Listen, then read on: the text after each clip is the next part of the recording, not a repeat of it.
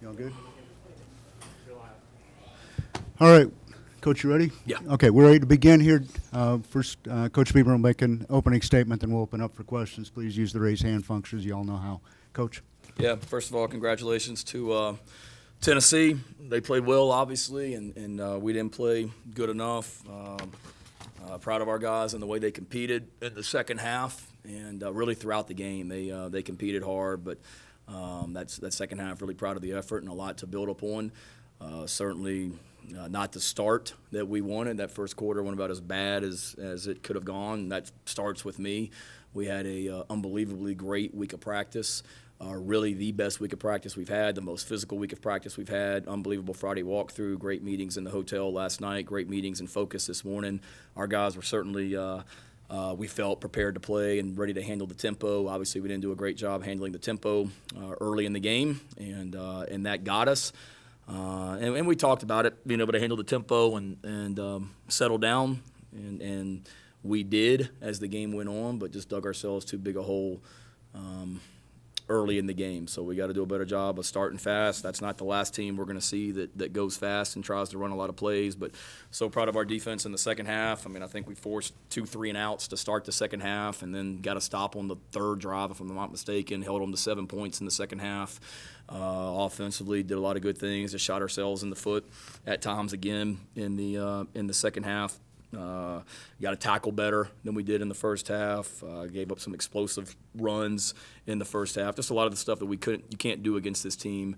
We did early on, but again, proud of the way we battled in the second half, and a lot to build upon. We're at the halfway point of the regular season, and excited to see how we respond next week. And knowing the group in that locker room and the group of competitors we have, I have no doubt about how we'll respond. Be glad to answer any questions. Ben Portnoy with the first one. Shane, you mentioned the adjustments at halftime. Just what is it that you think you can miss on defensively that maybe allowed you guys to slow them down and have that second half and kind of give you guys into the pool a bit? I don't know if it was much scheme. It's really just lining up and executing the call. Tempo got us early. We, had some guys misaligned on some big plays in the first half. Had a couple communication issues on a couple long plays where we had a defensive back on one call playing one defense and the other guys playing a different defense, and that can't happen. That's goes back on us as coaches, but just the communication bend and getting the call in, which Clayton got the calls in, and then we just got to line up and execute. And we told them, I think Pittsburgh or somebody had them down, they had Pittsburgh down, I think, early in the season 14-0 early on. And we told our guys, just get a feel for the tempo. The first drive's going to be faster than you've seen all season, and get a feel for it and settle down. And we did eventually. It just took too long. Colin Taylor. Shane, on that drive that ended in the Jordan Burks interception, it seemed like you guys were running the ball really well on that play or on that drive. What went into the decision to call that play then, and just what did you see on that drive? Yeah, we were running the ball well, and hindsight being 2020, you just continue to run the ball and hammer it in and make it a 14-7 game, I think is what it would have been if we had scored the touchdown. But that was a play we've been working all week. Jordan has thrown that ball, I think, in high school, and something we've been working all along this week. And he's made some great throws on it, and I didn't really see the angle from the sideline. But, yesterday we ran it in our walkthrough in the indoor, and he threw a beautiful ball in the back corner of the end zone where he led Nick, and Nick caught it, as he's going out of bounds. But I think, may have been a little bit underthrown. I'm not really sure. Their guy made a nice play. But we had talked about it as an offensive staff that, first time we got down there inside the 5, we were going to get to that call, and we had told Jordan, run it and make them tackle you if you don't like the pass. And he was trying to make a play. We were trying to make a play. If it works, it's great. If it doesn't, you get criticized, and I get that part of it. But we had talked about it before the game. We liked the play and felt good about it. David Cloninger. Hey, Shane, it seemed like last week you guys decided to take a lot of shots in the middle of the field passing the ball. Is that just something that we'll probably see a lot of moving forward? No, I think so. I don't think so. I mean, we're going to throw the ball wherever we got to throw it, David. Whether it's middle, behind the line, down the field, We threw the ball downfield some today too. So if the middle's open, we're going to take it. And, some of the stuff they were doing coverage-wise, some of the throws in the middle were open, and then we've got to be able to continue to push the ball down the field wherever we have to throw it. We had some guys open for some big plays late in the game. We got to be able to see and get to as well, and continue to be more and more explosive offensively. Ben Briner. Hey Shane, what did you kind of see in their punt coverage that made you think that fake was going to work, and how did you see it? How did you kind of decide when to kind of go for that? Yeah, got you a fresh buzz cut, I see, Ben. Looks good. That was something that we had seen during the week, watching video when a team, we call it punt safe, when we punt and they keep their defense on the field. It's something we noticed that their defensive backs were a little bit inconsistent, we felt, at just covering our gunners where Peyton Mangrum was lined up, and something that we certainly liked going into the game. If we got in a situation where they had kept their defense on the field, the punt before, they kept their defense on the field, and I saw it, that they didn't run with the guy and that it was going to be open. So, we had made the decision on that fourth down that we're going to put the punt team out there and liked our chances of being able to connect on that. And Kai's got a great arm. I mean, he's a weapon back there, and Peyton made a nice catch as well. Chandler Mack. Hey, Coach, I was curious, what was the main message that you told your team, particularly after a first half like that, and things look better for you guys in the second half? How much momentum does that give you guys heading into next weekend, the second half of the season? I would hope a lot. I mean, there was a lot of good from today and a lot to build upon, and it just such a bad first quarter. Was it 28 nothing, or 28 points they scored in the first quarter?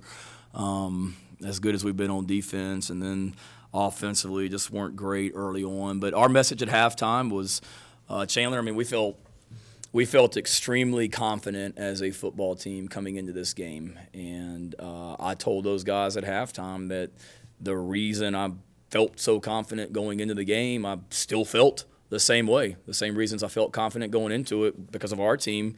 Nothing had changed. And we just had to play better and execute better. And we just talked about competing. Competition is a core value of this program. And we just talked about just going out there and competing. And in our facility, on the wall outside the meeting rooms, there's something on the wall that says "Your reps create your rep." And I told them we'd go out there in the second half and we'd find out a lot about this football team, and their reps, their repetition, their plays in the second half would create a great reputation. And I'm proud to coach these guys, and I'm proud of the way they battled in the second half, man, because there's a lot of teams. And, again, there's no moral victories. There's no losing is okay. I'm sick right now because we lost that game, and we got a locker room but there's a lot of teams that game would have gotten away from in the second half, and we didn't let that happen, and that's not okay. We got to figure out why it was such a bad first quarter, and we got to play and coach better and get our guys, continue to put our guys in position to make plays and not get down 28-0 before you blink. Corey Diaz. Yeah, Shane, to that point, there's been a couple of games the last 3 or 4 weeks where, you kind of have a slow start there in the first quarter. What do you feel like hasn't translated, during the great, quote-unquote, great week of practice to Saturday, especially like today where you guys got to that slow start? Yeah, I don't know. We got to continue to look at it. I mean, everything was fantastic right up to kickoff, and then give Tennessee some credit too, man. I mean, they're good. They did what they did to Missouri last week. They're playing well. The quarterback's playing well for them. We knew we needed to affect the quarterback, and he was 17 of 23 for 225 yards and 3 touchdowns, and ran the ball for close to 100 yards. So obviously, we didn't do a great job of affecting the quarterback, and give Tennessee credit. And I think the biggest issue today was we obviously weren't as ready to handle that tempo early in the game as we needed to. But I really was proud of the guys and pleased with our preparation during the week. I was pleased with pregame warm-up and the focus and the sense of urgency we had in pregame, the mindset in the locker room. Our guys were ready to play. Now, we didn't play well in the first quarter, so we got to look at what we got to continue to do. But we had a hell of a week on and off the field preparing for this game. Gene Sapikoff. Shane, how would you evaluate the play calling that you've had on offense through the first 6 games of the season? Good. Helmer How Graney. would you okay. I mean, what do you want me to say, Gene, that I think it's been terrible? Are there plays that Marcus would like to have back? Yeah. Every single coach and player in that locker room would like to have plays back. Today's no question. I mean, if we could go back and hindsight being 2020, there's a lot of plays that we'd like to have back. There's a lot of calls that Clayton would like to have back. And when we're whatever we are offensively right now, it's not good enough, and we got to be better, and we got to continue to coach and play better. And then special teams, defense, all that. I mean, we all had a hand in this thing today. When you give up 472 yards of offense and let a team go 12 of 17 on third down, we got to be better on defense. When we ran the ball we had 75 plays for close to 400 yards, and we're not as good on third down and didn't always score touchdowns in the red zone, and we had 2 fumbled snaps with the quarterback in the center. I mean, there's a lot that we all can be better at, myself included. Take 2 more, Hale, then Phil. Hale. I was going to ask you about those fumbled snaps between Luke and the center. What was going on there? Anything in particular? Just I don't know. I don't know, Hale, because it hasn't been an issue in practice, and I don't know. I don't think Luke's trying to protect his foot and get his foot out of there too quickly and pulling away. It's something we have to look at. It hasn't been an issue in practice, and all of a sudden it popped up twice today, and they were critical. The first one obviously was a turnover, and the second one, I'm not sure. We're not getting ready to have a huge play down the right side if the timing is better. So that can happen. That's day one football. I'll have to look at it to see if Luke is worried about getting his foot stepped on and is trying to pull out too soon. I don't know, but it hasn't been an issue until today, so we obviously got to get that corrected. Last one, Phil Kornbluth. Hey, Shane, I think people are going to have a hard time accepting the explanation of a predetermined play call when you got inside the 5 the first time to run that play with Kirk. Is there not a mechanism in the offensive play calling where in real time you're moving the ball a certain way to stick with that, especially when you're first and goal with the 1-yard line? No, there is. The mechanism is me as the head coach to overrule the call when I hear it on the headphones. And I like the call. Worst case scenario, you got a 270-pound guy that runs probably a 4.5 40 running the ball that they have to tackle. And it didn't work. Like I said a few minutes ago, Phil, hindsight being 2020, sure, you'd keep running the ball and just hammer it in that situation. So there is a mechanism. It's me. And, like I said, we all got to play and coach better, starting with me. All right, thank you, Coach. Thank you.